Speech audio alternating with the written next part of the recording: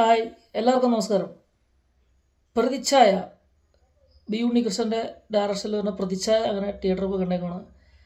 അഭിനയിച്ചിരിക്കുന്നത് നമ്മുടെ നിവിൻ പോളിയാണ്. പിന്നെ ബാലചന്ദ്രൻ മേനോനുണ്ട്, പഴയ നടൻ. പിന്നെ വൻനിര കാസ്റ്റ് ഉണ്ട്. പിന്നെ ഷറഫുദ്ദീൻ ഉണ്ട്, പുള്ളിയാണ് ഇതിൻ്റെ അകത്ത് വില്ലനായിട്ട് തന്നെ. ആന അഗസ്റ്റിൻ ഉണ്ട്, മണിയമ്പിള്ള രാജു ഉണ്ട്. അങ്ങനെ വൻനിര ക്യാരക്ടേഴ്സൊക്കെയാണ് സിനിമയിൽ ഇത് ചെയ്തേക്കണേ, മാപ്പ് ചെയ്തേക്കണേ. ബട്ട് ബി ഉണ്ണികൃഷ്ണൻ്റെ തിരിച്ച് വരവാണോ എന്ന് ചോദിച്ചാൽ മൊത്തത്തിൽ അങ്ങനെ പറയാൻ പറ്റില്ല. എനിക്കൊരു മിക്സഡ് ഒപ്പീനിയനാണ് എൻ്റെ ഭാഗത്തു നിന്ന് വരുന്നത്. ഞാൻ തിയേറ്ററിൽ ഇപ്പോൾ കട കണ്ടു, കുറച്ച് അടച്ചിലുണ്ട്. ഫസ്റ്റ് ഹാഫ് ആയാലും സെക്കൻഡ് ഹാഫ് ആയാലും കുറച്ച് അടച്ചിലുണ്ട് അവിടെ ഇവിടെയൊക്കെ. പുള്ളി എവിടെയൊക്കെയോ എന്തൊക്കെയോ പറയാനൊക്കെ ശ്രമിക്കണ്ടേ. കാര്യം നമ്മുടെ ഒരു 2011 തൊട്ട് ഒരു 15-16 കാലഘട്ടങ്ങളിലുള്ള കേരളത്തിൽ നടന്ന കുറച്ച് ആക്സെപ്റ്റ്സ് എടുത്തിട്ട് കുറച്ച് ഫിക്ഷനൊക്കെ മിക്സ് ചെയ്തിട്ട് ഒരു സിനിമയാണ് എടുത്തിരിക്കണം. അന്നത്തെ കോൺഗ്രസ്സിലെ മുഖ്യമന്ത്രി നമ്മുടെ ഉമ്മൻചാണ്ടി സാറിൻ്റെ ഒരു ബയോപിക്ക് കുറച്ചൊക്കെ എടുത്തിട്ടുണ്ട്. പുള്ളിയുടെ റിയൽ ലൈഫ് ഇൻസിഡൻസിൽ നടന്ന കുറച്ച് കാര്യങ്ങളൊക്കെ എടുത്തിട്ടാണ് ഈ സിനിമ മൊത്തത്തിലൊന്ന് കൺവേ ചെയ്യാൻ നോക്കിയിരിക്കണേ. അത് വെർത്തായോ എന്ന് വെച്ചാൽ ബട്ട് ഇസ് ഇറ്റ് ഓക്കെ. കാര്യം ആ കഥ ഓക്കെ, ബട്ട് അത് അവർ അതുപോലെ തന്നെ എടുത്തിട്ടില്ല. കാര്യം പൊളിറ്റിക്കൽ ഇഷ്യൂസൊക്കെ വരാതിരിക്കാനായിരിക്കും. കാര്യം അന്നത്തെ നടന്ന കോൺസ്പിറസീസ്, ഈ പറഞ്ഞ ഇഷ്യൂസ്, മീഡിയയിലുണ്ടായിരുന്ന സ്പിയർ ക്യാമിങ്, അങ്ങനെ കുറേ കാര്യങ്ങളൊക്കെ ഉണ്ടല്ലോ, അദ്ദേഹം ഫേസ് ചെയ്ത കുറച്ച് കാര്യങ്ങളൊക്കെ, അതൊക്കെ എടുത്തിട്ട് ഒരു രീതിയിലാണ് കൊണ്ടുവന്നേക്കണം. പിന്നെ ഇതിൻ്റെ അകത്ത് നമ്മുടെ മുഖ്യമന്ത്രി അങ്ങനെ ജീവിച്ചിരിക്കണമെന്നില്ല. ആ ഇൻസിഡൻറ്റ് ഒന്നും ആൾ മരിച്ചു പോയാണ്.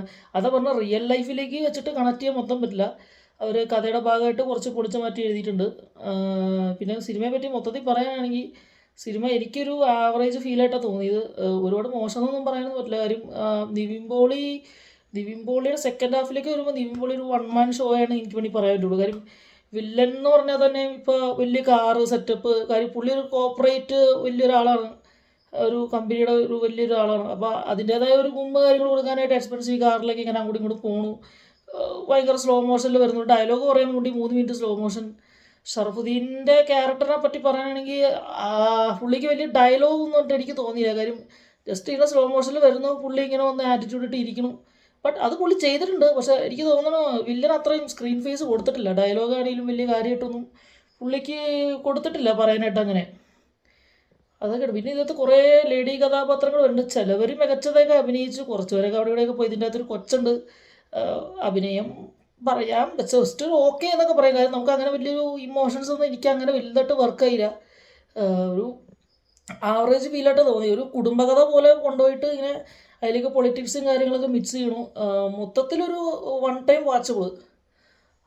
ജസ്റ്റ് പോയിരുന്ന് കാണാം, ഫാമിലിയായിട്ട് കാണാം. പിന്നെ നമുക്ക് ആ ഇൻസിഡൻസ് ഒക്കെ ജസ്റ്റ് ഒന്ന് കാണണമെങ്കിൽ ഒന്ന് കാണാം. വീണ്ടും സ്ക്രീനിൽ അന്ന് നടന്ന ഇഷ്യൂസൊക്കെ എങ്ങനെയോ കുറച്ചൊക്കെ ഇതിൽ വരച്ച് കാട്ടി വെച്ചിട്ടുണ്ട്. പിന്നെ ഇതിനകത്ത് നമ്മുടെ മീഡിയ പ്രസൻറ്റർ ഉണ്ട്, നമ്മുടെ RDXലേക്ക് വില്ലൻ, അദ്ദേഹം നന്നായിട്ട് ചെയ്തിട്ടുണ്ട്. അത്യാവശ്യം ഒരു ആറ്റിറ്റ്യൂഡൊക്കെ മെയിൻറ്റെയിൻ ചെയ്ത് കൊണ്ടുപോയിട്ടുണ്ട്. നമുക്ക് കണ്ട ദേഷ്യം തോന്നുന്ന രീതിയിലുള്ള രീതിയിൽ തന്നെ പുള്ളി അഭിനയിച്ചേക്കണം. ആ ഒരു ക്യാരക്ടറിന് വേണ്ടിയിട്ട് പുള്ളി മാക്സിമം എഫേർട്ട് ചെയ്തിട്ടുണ്ട്. മൊത്തത്തിൽ പറഞ്ഞ ഒരു ആവറേജ് ഒപ്പീനിയനാണ്.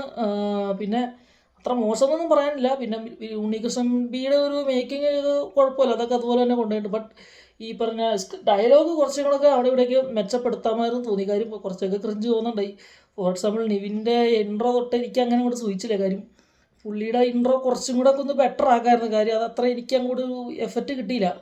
ഒരു ഒട്ടൊരു മെച്ചോർഡായിട്ട് രീതിയിലല്ല പുള്ളിയുടെ ഒരു ഇൻട്രോ കാണിക്കുന്നത്, അതിൻ്റെ ആ പുള്ളിയുടെ ഒരു ആറ്റിറ്റ്യൂഡ് കാര്യങ്ങളൊക്കെ.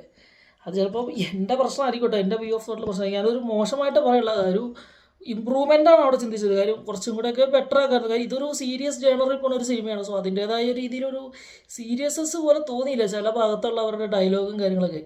അതേ ഞാൻ പറഞ്ഞുള്ളൂ. കാര്യം സിനിമ കണ്ടിരിക്കാം, മോശമെന്നൊന്നും പറയാനില്ല. പിന്നെ നിങ്ങളാണ് തീരുമാനിക്കേണ്ടത്. നിങ്ങൾക്ക് കാണണമെങ്കിൽ കാണാം, എൻ്റെ റിവ്യൂ ഒപ്പീനിയൻ എടുത്തിട്ട് കാണണമെങ്കിൽ കാണാം. അല്ലെങ്കിൽ നിങ്ങൾക്ക് പോയി കണ്ട് നിങ്ങൾക്ക് ഇതിനകത്ത് മെച്ചമായ ഒരു ഒപ്പീനിയനാണ് പറയാനുള്ളത്, നിങ്ങൾക്ക് പറയാം, കമൻറ്റ് ബോക്സിൽ പറയാം. ഞാൻ എൻ്റെ ഒരു റിവ്യൂ ആണ് ഇവിടെ ജസ്റ്റ് പറഞ്ഞത്. അപ്പോൾ എല്ലാവരും തിയേറ്ററിൽ കണ്ടോളൂ, ഇഷ്ടമുള്ളവർ തിയേറ്ററിൽ കണ്ടോളൂ. ഇതൊരു പൊളിറ്റിക്കൽ ജാണർ സിനിമയാണ്, ആവശ്യത്തിന് ത്രില്ലിംഗ് ഒക്കെ ഉണ്ട്.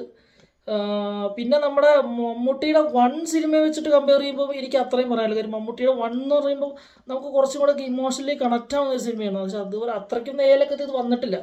പിന്നെ ബാലേന്ദ്ര മേനോൻ്റെ അഭിനയമൊക്കെ കുഴപ്പമില്ല. കാര്യം അദ്ദേഹത്തിൻ്റെ രീതിയിലൊക്കെ പരമാവധി ചെയ്തിട്ടുണ്ട്. ആ ഒരു ക്യാരക്ടർ കൂടി ചെയ്തിട്ടുണ്ട്.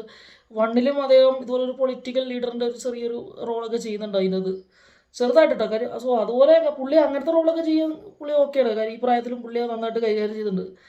ബട്ട് എല്ലാ ആപ്സെറ്റ്സും വെച്ച് നോക്കുമ്പോൾ ഒരു 100% ഓക്കെ എന്ന് പറയാൻ പറ്റില്ല. ജസ്റ്റ് ഒരു ആവറേജ് ഫീൽ.